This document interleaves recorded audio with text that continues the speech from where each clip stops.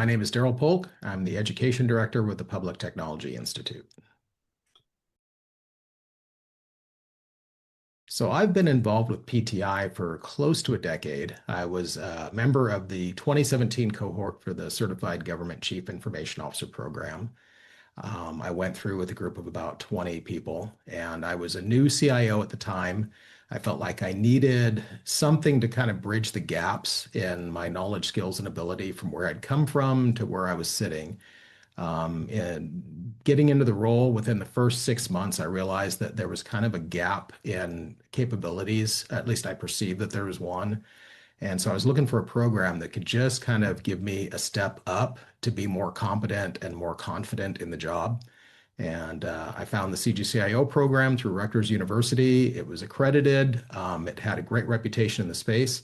So I enrolled and I kind of never looked back. I made a lot of connections and friends in that cohort, became good friends with Alan. That was back in the days when we would meet in person at least 3 times a year. So Alan and I had the opportunity to hang out at the airport lounge in Los Angeles. And we kind of started talking about, what the program could be over time. And he invited me to be a part of the adjunct faculty within a couple of years and to serve on the executive board. And so I've been a part of PTI ever since. I was definitely an accidental tourist in IT. So going into the long and unabridged version of my history, coming out of high school, I was kind of a bit lost, trying to figure out what I wanted to do. I was enrolled at Cal Poly, Polytechnic University in California, and go Broncos. And I decided that government service sounded intriguing. I became a police cadet at 19 with the Ontario Police Department in Ontario, California. And in the year and a half that I was a cadet, I crashed 5 police cars. It was a record for the department at the time, and they determined that I was a danger to myself and to others. And so they said, maybe it's better if you stay indoors, kind of a house cat type thing. So they offered me a position in dispatch, and I kind of never looked back. And it was in dispatch that I kind of drifted into the technology realm. So we had migrated from a server-based CAD system to a Windows NT, the beginnings of kind of the network systems in early 90s, probably around 91 or 92. And they were asking for volunteers to help with the project. And so I took a step forward. I had a Commodore 64 at home, so I felt I was fully competent to handle that mission. And so I had a crash course in network installation and setting up NT systems, server-based architecture. And I kind of grew a liking for it. I figured out that was kind of where I lost time. And I think that's how it is for a lot of people in IT. At an early age, they figured out that was something that they enjoyed doing, whether they got paid for it or not.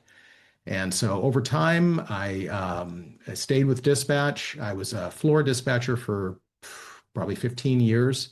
I wound up as a supervisor and then eventually an assistant manager over fire operations for regional fire dispatch.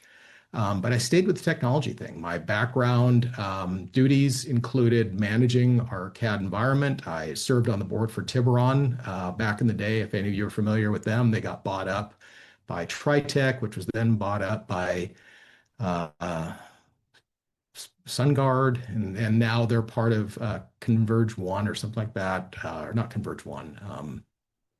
I don't know. They're part of one of the big conglomerates, Central Square. That's what they're part of. So I worked on IT and kind of ran IT as an ancillary duty while I was in public safety. And when I made it to command staff in 2010, I was promoted to a command staff position, the administrative director overseeing IT operations, dispatch records, crime prevention, crime analysis, facilities, fleet, kind of all the stuff that wasn't sexy enough for a cop to handle. But IT kind of by that time was woven into everything that we were doing. So I really kind of leaned in and organically kind of grew my skills and my knowledge on it, became really good friends and partners with the CIO for the city at the time. So I had an opportunity come up in 2015. A neighboring city, Rancho Cucamonga, was hiring their first CIO. They were standing up a proper IT department. Before that, it was kind of a fractured landscape. And so I put my hat in the ring, and full disclosure, I wasn't their first pick. Their first pick was an actual IT guy. But he apparently everything fell apart in negotiations with him. And this is one of the things that I've learned about the landscape. So they went with me because they felt that I had a skill set that their IT department needed, as opposed to a skill set that matched everything that was already in place. And I think that complementary skill set is really important in the landscape now, that it reflects kind of the shift in what a CIO does versus an IT manager, and never looked back. So that's kind of my history and how I got into the business. I was CIO there for 6 years and then uh, accepted a position as the Chief Technology Officer for Riverside County, California, which is a little bit bigger entity. Riverside County, for those that aren't familiar, it's one of the largest counties, I think 10th largest county in the United States by population. By land size, I think it's more like eighth or ninth. It's 7,000 square miles, 2.5 million population. It was a pretty tectonic move. IT department there was 400 full-time staff. So that was a huge challenge, but man, that was just had a great time there. The executive staff there is just unbelievable. Really high functioning, had a great time working with the CIO, Jim Smith there. We were a good team. We were kind of like Yogi and Boo Boo. So we got things done.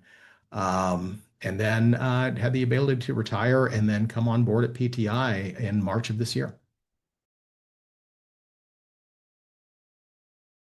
So the flagship product for the education division at PTI has been and will continue to be for the foreseeable future the Certified Government Chief Information Officer Program, CGCIO. And that's our partnership with Rutgers University. It's an accredited certification program. So there's an expectation that you actually have continuing hours and continued learning, and that every 3 years you re-up your certification to stay current. I think that program is kind of singularly responsible for our presence in the space. We get enrollees from across the country, from across different layers of government, from everything from community colleges up to federal positions. And I think that's what makes us unique is that the program really is applicable for everybody at every level that's in a leadership role in government IT. We had our first international student in the last cohort, so from Belgium. I kept saying Denmark, but it was Belgium. And so I guess we're international now. But the program continues to grow. When I went through the program almost a decade ago, we averaged about 25 students a year. Our target for this year is 100 students going through, and we're looking at how we can scale without losing some of the charm and the engagement and the effectiveness of the program. So we're very, very mindful about preserving the brand. But at the same time, there's a lot of demand for it. We have an enrollment for our fall cohort right now. We're capped at 50 students per cohort, and I think we just passed the halfway mark, and we haven't even really started advertising for it. We do offer other programs and we're expanding those. What we're trying to do is kind of create a very low friction entry point for people to learn. We had a program that, and we've maintained it, called the Certified Government Digital Services Professional, CGDSP. That was really geared towards people maintaining websites and kind of drifts over into people managing social media. So we're updating that program to kind of match the current landscape with AI coming on board and social media becoming a much more prominent role in local government. We're definitely looking at revising that program, but we're also launching an exciting new one that's Foundations of IT Leadership that is meant to be kind of the stair step into the CGCIO program. So CGCIO is for either new or aspiring executives, so people that are actually going to be running the organization, kind of the top seat. The Foundations program is really geared towards people that are either contemplating or anticipating moving into a leadership level position, supervisor or manager, or people that have recently moved into it. So I think one of the big challenges in that space is that in IT, you spend so much of your career tackling isolated task level or small group level projects, but you have kind of task level or objective level responsibilities for much of your career. If you start off as a technician or an entry level analyst, you're kind of given an assignment and this is what you do to accomplish that. You kind of drift up to where maybe you're responsible for a platform or you're responsible for supporting a line of business. But then you move over into managing people, and it's such a different ballgame. And especially when you're managing people that are very intelligent, very autonomous, and sometimes don't want to be managed. They look at it like, hey, I know what I'm doing, I know what I have to do. And so I think it's a very unique skill set. And so we're trying to provide a forum for people to learn how to manage local government IT and bridge their skills, making that transition from the technical to the leadership side. And in addition to that, we're looking at including other programs down the road. So we're hoping to expand our offerings in that online digital marketplace for learning, but at the same time, preserve the core values of the CGCIO program, which, like I say, is our flagship program.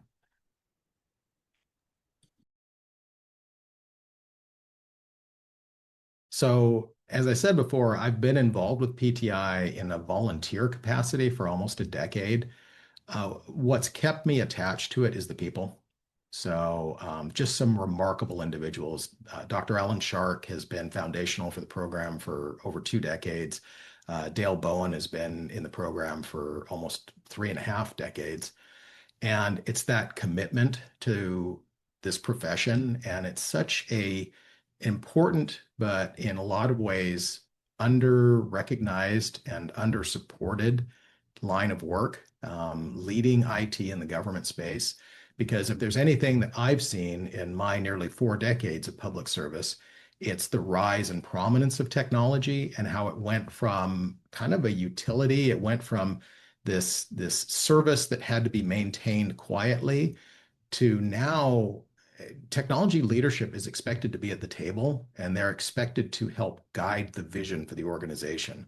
I mean, they want input on not just how we support people in the organization, supporting frontline, but technology itself is becoming frontline as we move into digital service provision, as more and more departments are relying on online engagement with constituents. Technology is taking its role as a constituent service.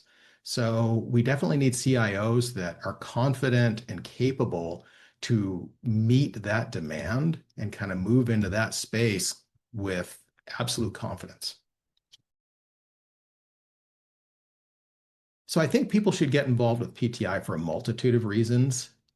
Selfishly, I stayed involved and got involved because I love the alumni network. I've developed friendships over the past decade that have really had deep impact on my career choices and my personal choices. People that I could turn to for advice, people I could turn to for mentorship, people who served as inspirations for me on what was capable out there. I mean, these are people that are accomplishing amazing things. And but for the Public Technology Institute and the CGCIO program, I would have never met them. So that I think is our unique space, is that we provide this meeting ground, this nexus that doesn't exist anywhere else, where a CIO from California can develop a friendship with a CIO from Ohio and from Virginia and carry that forward for the rest of their careers. I think that we tend to look at things through a very narrow lens in local government. We tend to think the world rises and sets on our municipality, on our city, on our county, on our state. It's a very big world. And this is an opportunity to get out there and network and meet people and develop relationships that you would never have the opportunity to do outside of this forum. The other thing on it is it's so important to continue to invest in yourself. It's never a bad investment to invest in your own future, invest in your own well-being, invest in your own capabilities. So the CGCIO program, as I said, when I got involved with it, I was trying to bridge the gaps I knew existed in my own skill sets.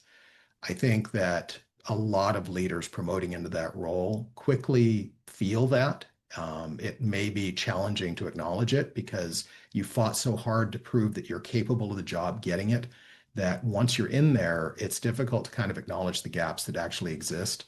So having a program that you can go into that enmeshes you with CIOs from across the country experiencing the same challenges, understanding the same gaps to their approach to the job and their vision for where they want to go as a career. Having that cohort and being able to share stories and being able to share challenges in a confidential, in a non-judgmental environment where we're not all trying to be perfect. We don't have to put up a veneer of we've got it all handled, which is kind of what you have to do when you interview for these positions. I think having that forum is just so, so important. And the learning that, one of the advantages of having a national program where we have voices from all levels of government from across the spectrum is that we're constantly learning and evolving. So the program, every cohort is different. Every cohort addresses what is on deck right now. There are fundamentals that we cover, but we always look at it through the lens of what is happening in the space and what are we going to be looking at by the end of the cohort. So it's just a very living program. And I think that I haven't seen another program out there that matches this one in terms of the exposure that you get and the value for the investment. I'm sure there are other ones out there, and I'm sure they're just fine. But selfishly, I think ours just has this niche in the space that is unmatched.